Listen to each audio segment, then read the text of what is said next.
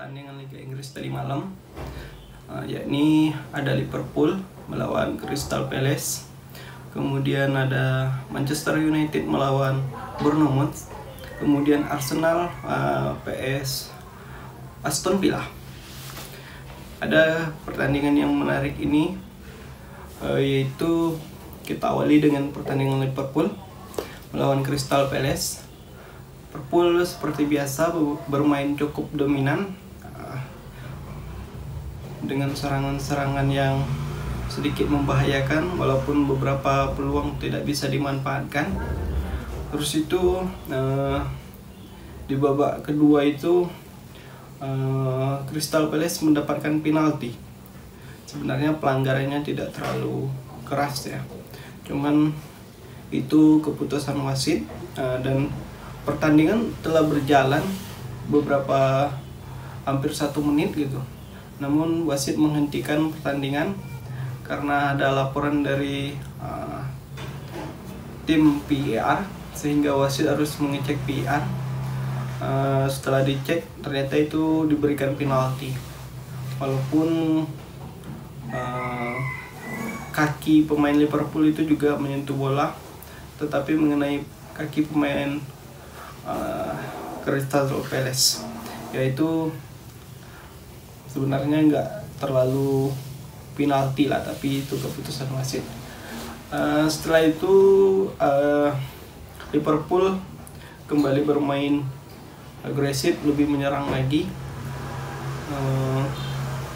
namun tidak ada gol tercipta, sehingga di menit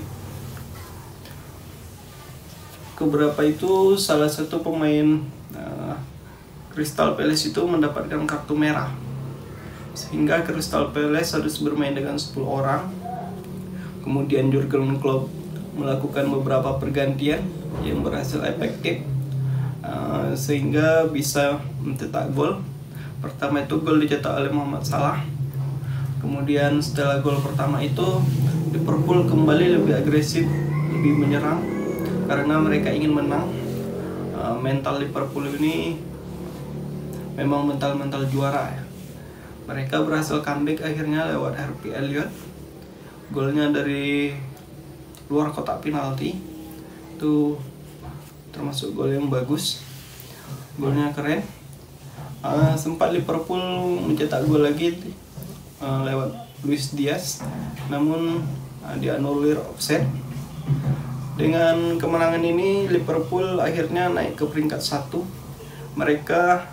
Liverpool beberapa kali comeback dari kekalahannya di beberapa game terakhir. Ini menunjukkan Liverpool ini adalah salah satu calon kontender juara yang patut diperhitungkan. Semoga Liverpool konsisten dan sekarang mereka berada di peringkat 1. Terus kalau kita ke pertandingan MU ya, sebenarnya saya kurang menonton pertandingan ini karena saya telah memprediksi MU main di kandang, terus itu lawannya Bournemouth, peringkat bawah juga ya, cuman nggak terlalu bawah-bawah kali lah. Harusnya MU bisa menang dengan mudah, apalagi sebelumnya mereka itu main di kandang melawan Chelsea, mereka menang dengan skor 2-1 di midweek kemarin. Tapi semalam itu sungguh mengejutkan buat saya. Di babak pertama gol cepat menit ke-6 atau ke-7 kalau nggak salah ya, sampai bertahan sampai babak pertama berakhir. Terus itu saya nonton di 15 menit awal. Nah itu Manchester United itu lebih menyerang, sedikit agresif, bermainannya ya menguasai bola. Terus itu saya pikir mendapatkan beberapa shoot on target juga lah ya, walaupun nggak terlalu berbahaya, tapi mereka bisa melesakan tembakan. Saya pikir ini sebentar lagi Manchester United akan mencetak gol. Mereka akan comeback dengan mental yang sudah terbentuk di midweek kemarin. dengan haus kemenangan, dengan beberapa kritik. Namun ternyata saya lihat skornya, karena saya menonton pertandingan Real Madrid vs Real Betis ya. Hanya saya tidak menonton MU karena saya pikir mereka akan menang dengan mudah. Saya lihat skornya 2-0, kemudian 3-0, 0-3.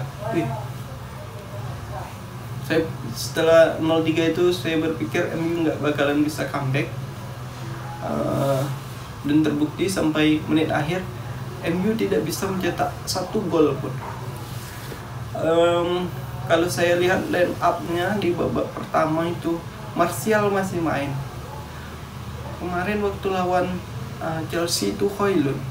Kenapa tiba-tiba melawan Bournemouth itu dipasang Martial? Saya nggak percaya gitu apa yang Ten Hag lakukan, apa yang dimau Ten Hag-nya. Biasanya Ten Hag ini ketika dia sudah tidak suka dengan pemain tersebut, dia tidak memainkannya lagi. Tetapi Martial masih dimainkan sampai saat ini. Ya, mental mereka yang permainan bagus mereka yang di midweek kemarin hilang di pertandingan semalam. Skor 3-0 itu sungguh memalukan, apalagi main di kandang. Itu sungguh di luar nalar Manchester United sekarang. Semoga Manchester United bisa bangkit kembali, biar fansnya sombong-sombong lagi. Sekarang mereka biarkan ke goa dulu. Terus pertandingan terakhir ada Aston Villa melawan Arsenal. Ini akhirnya Arsenal kalah, Aston Villa menang dengan skor 1-0. Ini membuat Arsenal turun ke peringkat kedua. Aston Villa bermain di kandang, ya seperti biasa mereka cukup agresif, mereka bermain bagus.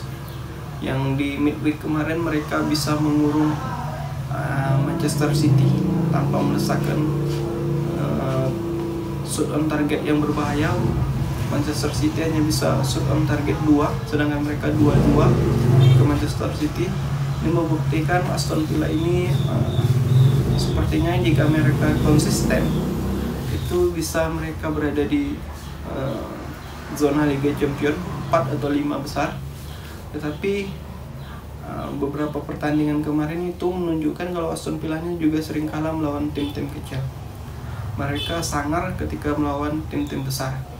Tapi kita harus melihat dari segi permainannya itu lumayan. Semoga saja Aston Villa ini konsisten dalam permainannya, walaupun mereka hanya bisa mampu mencetak suatu gol di setiap pertandingan, tetapi itu membuat mereka menang. Walaupun mereka mendapatkan banyak peluang, tetapi mereka hanya bisa mencetak 1 gol di setiap pertandingan. Tapi dengan 1 gol tersebut mereka bisa menang dan clean sheet bagusnya. Ya, semoga saja Aston Villa tahun ini memberikan kejutan sama seperti Newcastle United di tahun kemarin. Itu saja, terima kasih. Jangan lupa subscribe.